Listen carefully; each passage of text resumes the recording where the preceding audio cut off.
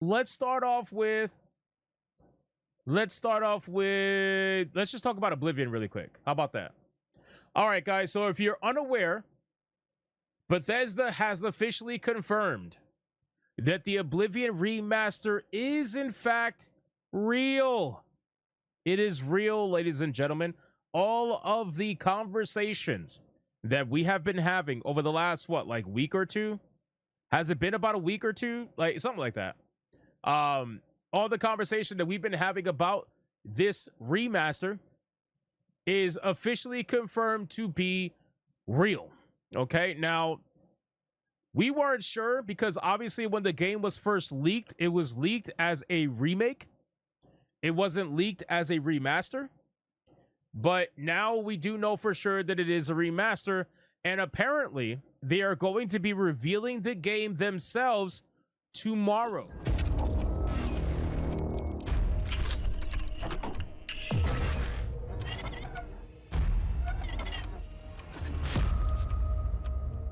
Now, keep in mind, there is a rumor that this game will be, and I believe that it will be, this game will be a day one Game Pass game. So Game Pass is about to be loaded up with a lot of pretty fucking good video games. You're going to have this video game loading up in there. You're going to have Doom the Dark Ages loading up in there. And if I'm not mistaken, you're going to have Expedition 33, I believe, loading up in there too, right? So Game Pass is going to have some banger fucking games loading up in there over the next few weeks. But this one is the one that took everybody by surprise. So it says it has finally happened. Bethesda Game Studios has confirmed that Oblivion Remastered is real and that it's being revealed in full tomorrow. This breaking news came out by the way of the post on social media dropped by Bethesda just minutes ago. This is the first official confirmation that we've had that the game even exists. The team dropped an image on social media emblazoned with a 4 indicating that all will be revealed tomorrow at 11 a.m. Eastern Standard Time. Here's a snapshot of the tweet itself from Bethesda Game Studios. Tomorrow, 11 a.m. on Twitch and on YouTube. And that's literally all they say, just tomorrow with all of the times that it's available. So this is interesting, right? But here's my thing. For me personally, if this game is just randomly going to be coming out, let's say they reveal the game tomorrow. Are they going to release it tomorrow too? Or are they going to release it sometime later down the line? Who really knows? If it's something that they build up hype with, then perhaps I will care a little bit more. But as of right now, if they talk about the game tomorrow and they release it tomorrow, I got other games I got to play, bro. You guys should have fucking did some marketing to let me know that this game was coming out, you know, at least a few months ago. I don't know why you're waiting to the last fucking second. I understand you're trying to pay homage to the original Oblivion, but like, goddamn, bro, like we got so many games we got to play. Anyway, now I know a lot of people some people are excited. I wouldn't say a lot, but I would say some people are excited for sure. I know Cassie is gooning unbelievably hard, and I don't blame her. I know Oblivion holds a special place in her heart. And don't get me wrong, Oblivion holds a special place in my heart too. I mean, this was one of the most expansive RPGs of its time. I mean, it's not even close. And for a lot of people, they feel the same exact way. Now, since the game has been confirmed, then I gotta imagine that the screenshots that we saw must also be real. So if you guys remember those screenshots that we saw, I don't know if this article actually has them. I don't think so.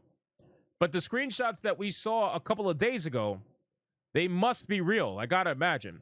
But I guess we'll find out tomorrow at 11 a.m. So I'll definitely be doing a video about the reveal tomorrow, since it happens an hour before my first video usually goes live anyway, depending on how long the showcase is. If they're doing a showcase, chances are it's probably going to be really long. But obviously, we're going to react to the whole thing tomorrow in Hypnocast. So you should definitely come join us at 9 p.m. Eastern Standard Time tomorrow. But again, I'm going to be playing Expedition 33. I'm currently playing the first Berserker Kazan. I got too much games to play, bro. Like, this is going to have to take a back burner for sure. And to be honest with you, considering it's Oblivion and it's just a remaster, chances are I'm probably not going to do a Griffcast review on it. I'll end up playing it and maybe writing my own personal review later down the line on Steam. But if it really is a remaster, then people should know what to expect from this game already. Just overall better graphics, better presentation, etc., etc. I would be curious though if there is any censorship issues. I would be curious because, you know, anytime we get these remasters of older games, we always run into these censorship problems. So I'd be curious to know if there was any censorship issues. And then on top of that too, I would be curious to know if there was any mechanics that perhaps were removed. You know, I don't really know what they've done to this game other than just remaster the graphics so far. But I would be very curious. But I will say that Cult Classic Cage will be playing this game. You're saying don't jinx it? I'm not jinxing it. I'm just being honest with you. I'm just being honest with you. Anytime we get remasters, we almost always have a censorship problem. Somewhere, somehow, some way, it's always a thing. So it's something that we have to keep in mind when we're playing these games. LBC Andrew says they probably added trans Khajiit. Bro, maybe they added pronouns. Who really knows? I would not be surprised, to be honest with you. I would not be surprised if you go into the game and all of a sudden in the creator you got pronouns and all kinds of shit. You know what I mean? But we just won't know. So also too, one thing we need to pay attention to is whether or not this game is going to be released with all of the DLC included. That's a big thing because Nintendo is out here fucking destroying people, charging full price for an 8-year-old game and not even giving you the DLC for it. So I would hope that Bethesda is smart enough to give you all of the DLC with the remaster as well. That would be great. That would be great if we can get that. But again, time is going to tell. So anyway, we're going to do a video on it tomorrow. And obviously we're going to react to it on Hypnocast tomorrow. But I just wanted to give you guys a heads up. Tomorrow, 11 a.m. Eastern Standard Time, they're going to reveal Elder Scrolls Oblivion, the remaster. So make sure you guys check that out. Kage says Hypno DLC included confirmed. It's not confirmed yet because, again, it was just a rumor, just like everything else was a rumor. We don't know for sure if the DLC is 100% confirmed. I know the whole Xbox fucking whatever account thing said that it is, but we just don't know. Let them confirm tomorrow, and then we can say, okay, that's 100%, you know? But we'll find out. So anyway, I am excited, even though I'm not going to play it right away. I am excited. I would love to revisit Oblivion, of course. Who wouldn't? But I just have way too many games to play right now that I have to review. But eventually we will get to this at some point in time. I'm only one person, unless I want to hire, like, I don't know, Vera Dark or something. All right, let's continue. Let's cover some short topics. So we got Valorant apparently is being designed for mobile. Ironically, Riot is partnering with Lightspeed to bring Valorant to mobile in China, which, I mean, that makes sense, I suppose. But can you imagine Valorant on mobile? That sounds like a terrible fucking experience. After hinting at a mobile version of Valorant for years, Riot has finally confirmed its imminent arrival by opening pre-registration in China. Riot is partnering with the developer of PUBG Mobile to bring their tactical shooter to a much bigger audience. Now, keep in mind, for those of you that play Valorant, apparently this is only in China that they're doing this, but they have done this before where it will release in China, and if it's successful and if it does well, they might think about releasing it, you know, all across the world. But as of right now, it is only in China that it's going to do it. China has one of the largest and most competitive mobile FPS communities in the world, and since Lightspeed is already a trusted developer in the region, we think it makes sense to start more locally, said Anna Donlin, the Valorant studio head at Riot. So just so you guys are aware. Let's move on to the next topic. We're just going to go through the fast topics quickly, and then we're going to get to The Last of Us, boys. I know you guys are ready for that one. You guys are excited for that one. You're bricked. We got Silent Hill F developers warning players about fake beta invites. Now, just so you guys are aware, this is not the only game that I have seen this warning for. Just so you guys are aware, I have seen this warning about a multitude of different video games who apparently over the last few months have been getting hit. Their players have been getting hit with fake beta invites, fake whatever invites, and people are falling for it. and their accounts are getting fucked. Like scammers are scamming them. It is bad. So Silent Hill decided to get ahead of the curve and warn people to not, to basically be wary of fake beta invites. People are getting scammed out there like crazy. Silent Hill F is the latest game to fall victim to fake beta test announcements and fraudulent websites. As spotted by The Gamer, the official Japanese X account, formerly Twitter for Silent Hill, has released a new warning for players, informing them about invitations to fake closed beta tests, events, and fraudulent websites, among other things. The developers have confirmed that the number of impersonation accounts for Silent Hill F has increased, and those accounts are luring players and fans to malicious websites. The developers have advised players not to use any websites or social media accounts other than the ones they have listed on the website and Twitter, as these are the only official channels for Silent Hill F news. The developers stated that any other websites or social media accounts that may contain words such as Silent Hill F or Konami in their URLs, key art, or other elements are unrelated to the company. Now, you know what's sad? Like, we live in a world that you would think by now people understand not to do this. You would think by now people understand not to just randomly click whatever. But I get it. There are extremely young people out there, and there are extremely old people out there. And both of those elements, unfortunately, don't make the smartest decisions when it comes to this stuff. So I can understand sending out that warning. Hopefully it hits the people that it needs to hit. But this is just the reality of the situation. And it's going to get worse. I forgot what the other game was. Because Silent Hill, hold on, here we go. I think it might say, oh, here we go. CD Projekt Red, that's right. So they gave out a warning as well because people were getting fake beta invites for The Witcher 4. And people were falling for it. They were getting their accounts messed with. They were getting scammed. So they also put out a statement saying to not click on fake beta invites. So CD Projekt Red has to deal with it. And also now Silent Hill Team F has to deal with it as well. And I'm sure there's going to be other teams too. There's going to be other teams that are saying it as well. So just be on the lookout. Be careful. If you get an email saying, hey, join the beta, just realize chances are it's fucking fake. Okay? Just so you guys are aware.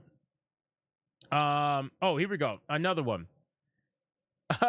This is a interesting story. So you guys remember that I made a video talking about 4chan? And how apparently 4chan has been taken down by a massive hack where all the moderators' information got doxed. Everybody got fucked, right? The website has been down ever since that hack. Well, apparently, people are thinking that the website just might be dead forever. People are thinking that it's probably not going to actually ever come back. I can't even imagine. I mean, I've grown up on the internet for the most part, right? I've grown up on the internet. I can't imagine a world where there's no 4chan. Even though I never used 4chan very much, I used it when I was like a teenager, and I never liked it. I never understood how to use it, so I just dropped it. But I still can't imagine a world with no 4chan. You know what I mean? Like, as much as I don't know, man. It's crazy. I know a lot of people were complaining about 4chan. People were basically complaining and saying that it really doesn't serve a purpose anymore because now X is so open and X allows you to post damn near whatever. But I don't know. If it was up to me, I would rather see Reddit go down, to be honest with you, because I don't know how 4chan was, but I know from all the reporting that I've done on video game news and entertainment news over the last 3+ years, I know for a fact those fucking Reddit mods think that they're the next coming of Christ. I really do. I know for a fact that those people are fucking like ideological, moral fuckers. Like, they truly believe that they are morally superior amongst everybody else. And I would much rather see Reddit go down, to be honest with you. But that's just me personally. Because I know those moderators over there, oh my God, bro. Reddit moderators have a reputation for a reason. They are just crazy. They power trip harder than the government does. I'm not even kidding. They power trip harder than the government. Like, you give a Reddit moderator a little bit of power, and these motherfuckers are out here trying to claim God over you. That's just how they are. But in any case, people are thinking that 4chan is not going to be coming back. So I just wanted to share that information to you. Obviously, we'll find out in a couple of weeks whether or not this is true. If 4chan doesn't come back within a couple of weeks, I think it's basically done. Which again, I can't believe I'm saying that. I can't believe I'm potentially going to live in a world where there will not be a 4chan. I think that is wild to me. Whether or not, like, again, whether or not you use it or not, you cannot deny the fact that 4chan has been a name that so many people on the internet know. But it's pretty wild if that's the case. Okay, this is the last topic before Last of Us. So we got CI Games. CI Games is basically doing a victory lap right now because their 2.0 update for Lords of the Fallen, which I plan to experience, by the way. I got to re-download the game and I want to experience the changes for myself. But Lords of the Fallen is taking a victory lap because their 2.0 update has brought back so much life to this video game that they actually managed to hit the top 10 global bestsellers list on Steam from just the update, which is pretty insane. So the top 10 global bestsellers list, I mean, that's from revenue, obviously. So that means that people are buying up this game like crazy. And you got to imagine that since the game is on sale for this update, people are buying it so much that they were able to get to the top 10 list, which is pretty wild. And to be fair, you know, I actually do believe that. In an industry increasingly defined by agenda-driven design and tone-deaf development, CI Games is breaking the mold and is paying off in a big way. With the launch of version 2.0 on April 17th, Lords of the Fallen has achieved what few would have predicted, a stunning resurgence that propelled the game into Steam's global 10 top bestsellers 18 months after release of the game. So originally launched in 2023 as a AA dark fantasy RPG, Lords of the Fallen saw a massive player spike in the last week, climbing from around 500 concurrent players to over 10,000 on Steam. The catalyst, a complete overhaul of the game based on player feedback, which was spearheaded by CI Games CEO Marek Tymiński. So this game had about 500 concurrent players. And then 2.0 drops, and it skyrockets to 10,000 plus on Steam. Now, for a AA game like this, it's not really still not that great, but you got to imagine how good they must be feeling considering they were only at 500 a couple of weeks ago. And now, all of a sudden, they're at 10,000 plus, and they're in the top 10 global bestsellers, which means that this 10,000, a lot of it's new players. It's pretty good. It's pretty good. You got to admit. So Marek says 10K concurrent players, 18 months after launch. Just a week ago was around 500. This means the world to us.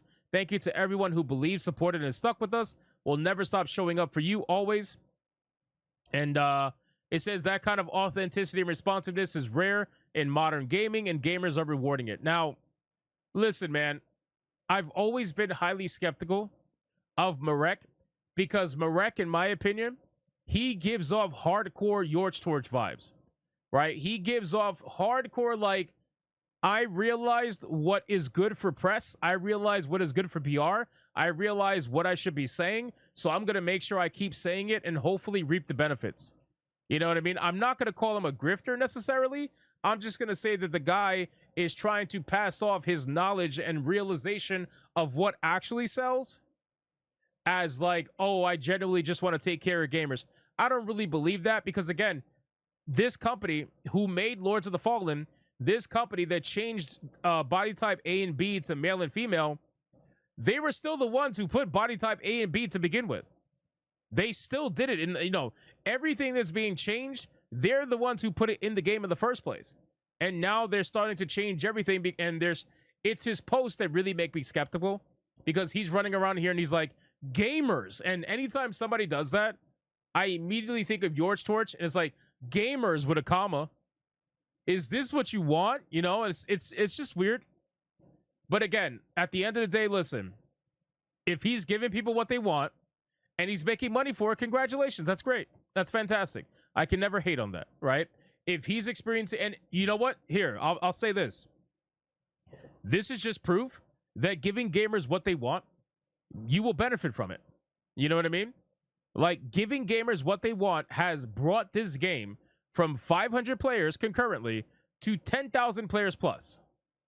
I think it's fair to say that even if he was being disingenuous about it, he at least realizes he had to bend over to it in order to save his game.